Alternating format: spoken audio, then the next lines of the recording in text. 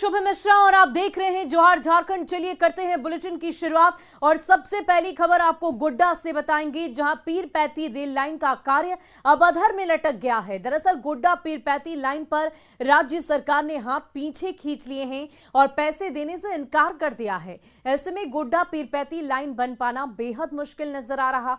आपको बता दें कि गोड्डा पीरपैंती लाइन बनने में पहले सरकार ने कहा था कि 50% पैसा राज्य सरकार देगी, लेकिन अब राज्य सरकार के इनकार के बाद रेलवे ने भी अकेले दम पर रेलवे लाइन बनाने से मना कर दिया है। जब तक राज्य सरकार रेडी नहीं होगी, जो कि वो पहले राज्य सरकार ने सहमति दी थी कि हम गोड्डा पीरपैंती के लिए 50% शेयर करेंगे, पर अब क्योंकि उन्होंने विड्रॉ कर लिया कॉस्ट शेयरिंग, तो अब रेलवे जो है keeping in view the finances, तो फिर रेलवे ने भी अभी रोक दिया उसको। गोड्डा रेलवे लाइन का एक्सटेंशन होगा या नहीं होगा, ये एक बड़ा सवाल सबके मन में था और कौतूहल का विषय बना हुआ था कि क्या गोड्डा से पीरपैंती तक की लाइन जुड़ेगी। तो इसका उत्तर अब रेलवे ने क्लियर कर दिया है कि ये लाइन फिलहाल नहीं जुड़ने वाली है, क्योंकि राज्य सरकार ने अपने हाथ पीछे खींच लिए हैं। इस वक्त हम गोड्डा के रेलवे स्टेशन पर खड़े हैं और यही लाइन है जो गोड्डा से पीरपैंती के लिए जुड़ने वाली थी, लेकिन फिलहाल उस लाइन को जुड़ने को लेकर कई सारे सवाल उत्पन्न हो गए हैं, क्योंकि कल जो जीएम थे रेलवे के, वो गोड्डा स्टेशन पर पहुंचे थे और उन्होंने स्पष्ट कर दिया है कि राज्य सरकार ने अपने हाथ पीछे खींच लिए हैं। इस वजह से फिलहाल इस लाइन के बारे में कुछ भी नहीं कहा जा सकता है, क्योंकि जीएम ने स्पष्ट रूप से कहा है कि गोड्डा पीरपैंती लाइन को बनने के लिए राज्य सरकार की 50% भागीदारी ज़रूरी थी और राज्य सरकार ने पहले ये वादा भी किया था कि इस लाइन को बनने के लिए 50% जो पैसे हैं वो राज्य सरकार देगी। लेकिन अब राज्य सरकार ने अपने हाथ पीछे खींच लिए हैं। राज्य सरकार ने कहा है कि वो 50% पैसे नहीं दे सकते हैं। तो अगर 50% पैसे वो नहीं दे सकते हैं तो शायद यहाँ पर मुश्किलें बढ़ेगी इस लाइन को बनाने के लिए, क्योंकि रेलवे ने स्पष्ट कर दिया है कि अगर यहाँ से राज्य सरकार 50% पैसे नहीं देगी तो इस लाइन को आगे नहीं बनाया जाएगा। उन्होंने स्पष्ट कहा है कि रेलवे, अगर राज्य सरकार पैसा नहीं देगी तो रेलवे इस काम को आगे नहीं बढ़ाएगी, और अगर रेलवे इस काम को आगे नहीं बढ़ाती है तो कहीं ना कहीं गोड्डा के लिए ये बुरी खबर होगी कि गोड्डा से पीरपैंती को जुड़ने वाली मेन लाइन का काम जो है वो ठप का ठप रह जाएगा, रुका का रुका रह जाएगा। गौरव झा, न्यूज़ 18 गोड्डा।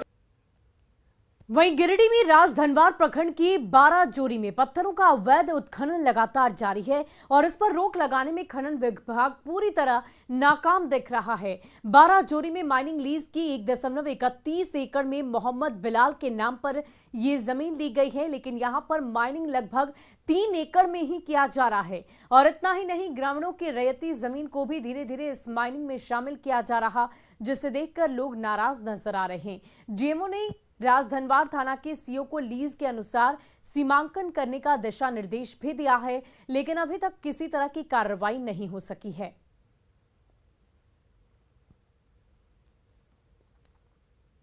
सिंह का है, एक बिलाल अहमद के नाम पे है। तो अर्जुन प्रसाद सिंह का लीज पीरियड जो था वो ख़त्म हो चुका है, जिसमें हम लोग ऑलरेडी एफआईआर कर चुके हैं। एक और माइंस है बिलाल अहमद का, जिसमें लगातार हम लोग को कंप्लेन आ रहा है कि वो मतलब थोड़ा एरिया एक्सटेंड करके काम कर रहा है। इस संदर्भ में हम लोग ऑलरेडी सीओ और अंचल अमीन को हम लोग निर्देश दिए हुए हैं कि नापी करके यहाँ पे रिपोर्ट भेजें माइनिंग ऑफिस में, और उसके बाद जैसा रिपोर्ट आएगा उसके विधि अनुसार हम लोग जो भी कार्रवाई बनता है उस पर हम लोग कार्रवाई करेंगे। गिरिडीह जिले के इस वक्त हम मौजूद हैं गिरिडीह जिले के अंतर्गत आने वाले राजधनवार प्रखंड के परसन के 12 जोरी में, जहां पे पत्थर का उत्खनन हो रहा है। आपको तस्वीरों के जरिए मैं दिखाना चाहूँगा क्या है पूरा मामला, क्योंकि ग्रामीणों का लगातार ये आरोप है और ग्रामीण लगातार ये आवेदन देकर के शिकायत कर रहे हैं कि जिस प्रकार से पत्थरों की अवैध उत्खनन हो रहा है उस पर लगाम लगाया जाए, क्योंकि पत्थर का अवैध उत्खनन से लगातार जो इसका दायरा है वो बढ़ते जा रहा है और जो रैयती ज़मीन है वह इसके जद में आ जा रहे हैं।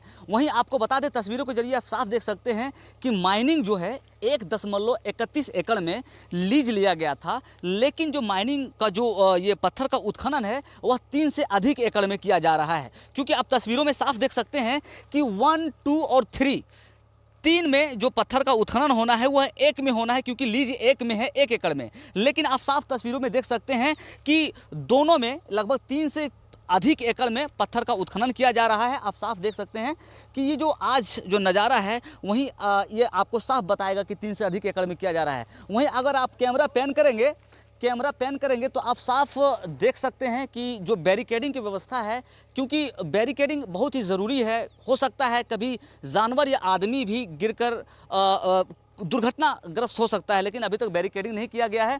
वहीं जो खदान के संचालक हैं या इसके नुमाइंदे हैं, उनसे भी हम बात करेंगे और अधिक समझने की कोशिश करेंगे। वहीं आपको बता दें कि डिस्ट्रिक्ट माइनिंग ऑफिसर के द्वारा अभी जो नोटिफिकेशन लेटेस्ट में जारी किया गया है, उनके तहत लगभग 87 से अधिक जो माइनिंग है, पत्थर खदान है, उनका लीज एक्सपायर हो चुका है। उनमें से यहाँ पे 2 है जिसका लीज एक्सपायर हो चुका है, बावजूद यहाँ पे पत्थर का उत्खनन हो रहा है और यह जांच का विषय है। डिस्ट्रिक्ट माइनिंग ऑफिसर को, डीसी महोदय को खुद आकर जांच करना चाहिए कि क्या वास्तव में यहाँ पे हो रहा है। वहीं जिस तरह से लगातार ग्रामीण अपनी आवाज़ को मुखर कर रहे हैं, आवेदन दे रहे हैं, डिस्ट्रिक्ट माइनिंग ऑफिसर को दिया है, डीसी साहब को दिया है, सदर विधायक सुदीप कुमार सोनू को दिया है, जिसमें मामले को संज्ञान में लेते हुए, तत्परता दिखाते हुए सदर विधायक सुदीप कुमार सोनू ने अनुशंसा करते हुए ये जो पर्टिकुलर डिपार्टमेंट है उनके पास फॉर्मेट भेज दिया गया है। अब यह देखना दिलचस्प होता है कि किसी प्रकार की कार्रवाई होती है या नहीं होती है। गिरिडीह से न्यूज़ 18 के लिए मैं एजाज अहमद।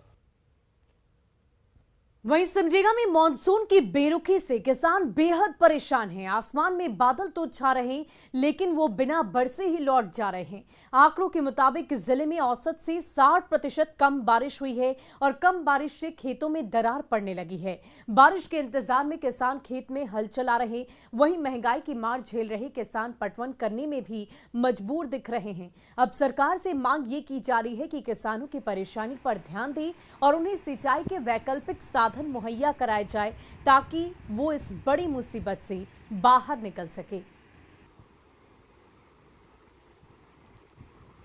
आ रहा है बारिश 2 दिन, उसके बाद में 10 दिन छोड़ दे रहा है। उसमें क्या है कि जो बिचड़ा छींटे हैं वो भी सही से नहीं निकल पा रहा है।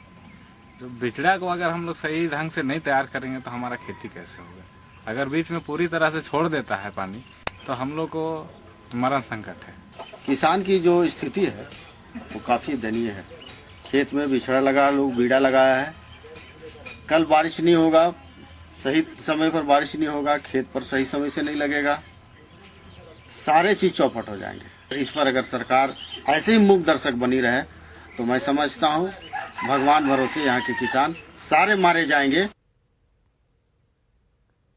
और धनबाद के बागमारा में प्रसव के दौरान गर्भवती महिला की मौत के बाद परिजनों ने जमकर हंगामा मचाया।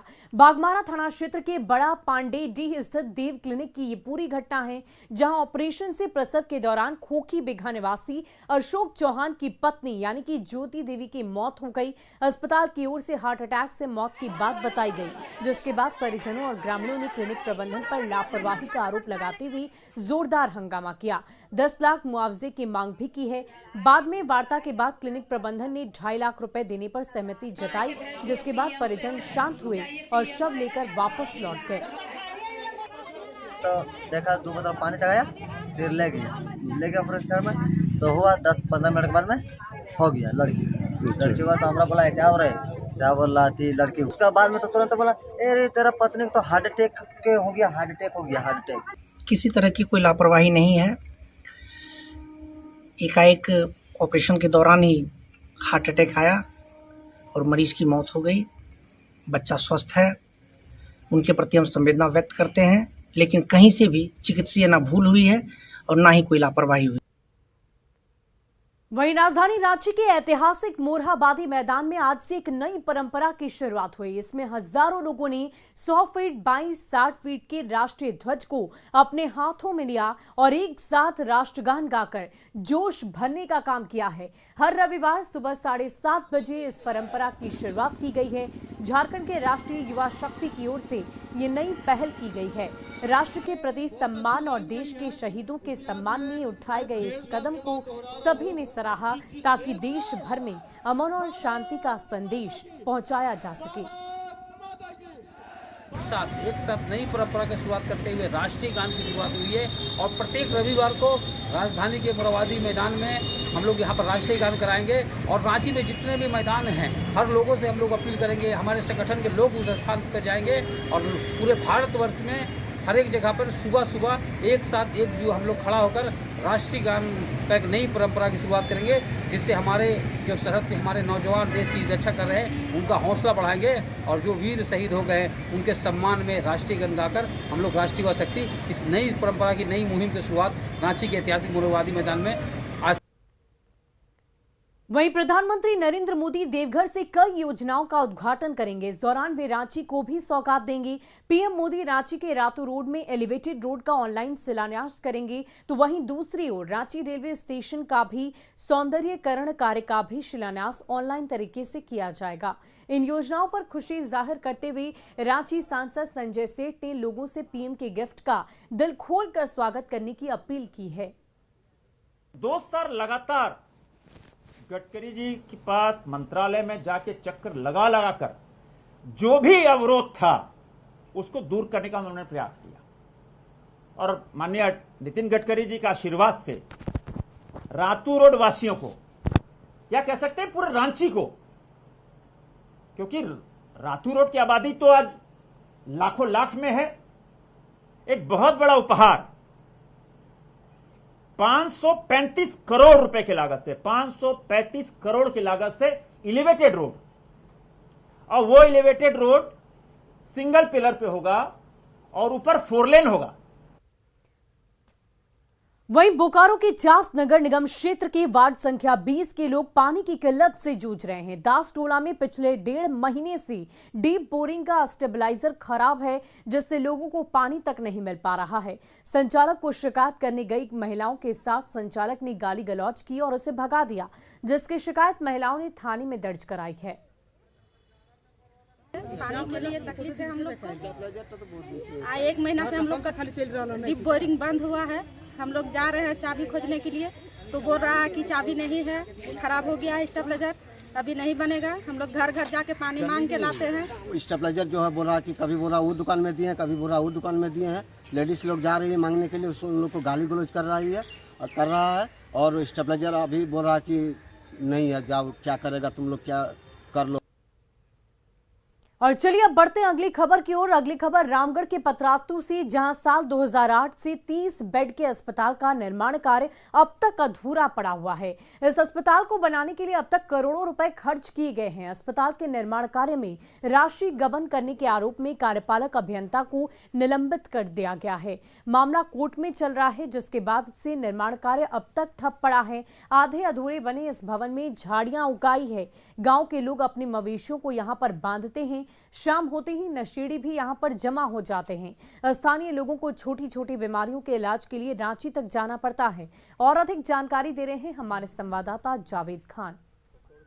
30 बेड का अस्पताल है, जिसका शिलान्यास तत्कालीन स्वास्थ्य मंत्री भानु प्रताप शाही ने किया था, लेकिन अभी तक इस अस्पताल का निर्माण कार्य पूरा नहीं हो पाया है। बताया गया कि यहाँ अस्पताल और यहाँ पर कर्मियों को रहने के लिए आवास बनाए जा रहे थे, दोनों अधूरा पड़ा हुआ है। और ऐसे में पतरातू चूँकि औद्योगिक क्षेत्र है, ऐसे में यहाँ के लोगों को छोटे मोटे इलाज के लिए भी रामगढ़ रांची जाना पड़ता है। यहाँ पर कुछ लोग हैं, उनसे सीधे बात कराते हैं कि वो किस तरह से देखते हैं, क्योंकि सरकार का इसमें करोड़ों रुपए लगा हुआ है और अस्पताल अब भी अधूरा पड़ा हुआ है। ऐसे में बताइए, ये अस्पताल कब से बनना शुरू हुआ, क्यों इसका निर्माण कर बंद है अभी तक? देखिए, तो अस्पताल 2008 से निर्माणाधीन है और लगभग करोड़ों का योजना है और डिपार्टमेंटल काम हो रहा था। लेकिन दुर्भाग्य है इस क्षेत्र का जी, इतना बड़ी आबादी होने के बावजूद एक नाम मात्र जो भी सरकारी अस्पताल था वो भी सोच लीजिए कि अधूरा पड़ा हुआ है। हम लोगों को तो बहुत ज़्यादा खुशी थी कि यहाँ पर करोड़ों की लागत से यह अस्पताल बन रहा है। जो हम लोगों को रांची और रामगढ़ जाना पड़ता था वो हमारी सुविधा यहीं मिलेगी, किंतु इसी से हमारे ग्रामीण आसपास के क्षेत्र के लोगों को काफ़ी दुख और कष्ट महसूस हो रहा है। किसी प्रकार का सुविधा से यहाँ वंचित हैं। इसके लिए हम लोग यहाँ के सरकार को ही दोष देंगे, क्योंकि बहुत सारे सरकार आई और गई, किंतु इस अस्पताल पर किन्हीं ने कोई ध्यान नहीं, किसी का ध्यान नहीं किया। बहुत सारे सरकारें आई और गई, लेकिन इस अस्पताल के बारे में किसी ने सोचने की जरूरत नहीं की। एक और यहाँ पर बात कराते हैं युवा से, बताइए स्वास्थ्य सुविधा यहाँ पर नहीं है, कैसे देखते हैं? ये बहुत ही विडम्बना वाली बात है कि हमारा राज्य लगभग 22 वर्ष का हो चुका है, लेकिन 14 वर्षों से तत्कालीन जो भी स्वास्थ्य मंत्री थे उनके प्रयासों से ये डिपार्टमेंट के द्वारा ही ये कार्य को कराया जाना था, लेकिन अभी तक 14 वर्षों से ये पूरा नहीं हो सका है। तो इससे ये प्रतीत होता है कि कितनी ज़्यादा लचर व्यवस्था रही है। ऐसे में सरकार को और स्थानीय प्रशासन को यहाँ के लोगों की पीड़ा को समझते हुए इस अस्पताल के कार्य को पूर्ण कराने की दिशा में आगे आने की जरूरत है। जावेद खान, न्यूज़ 18, रामगढ़।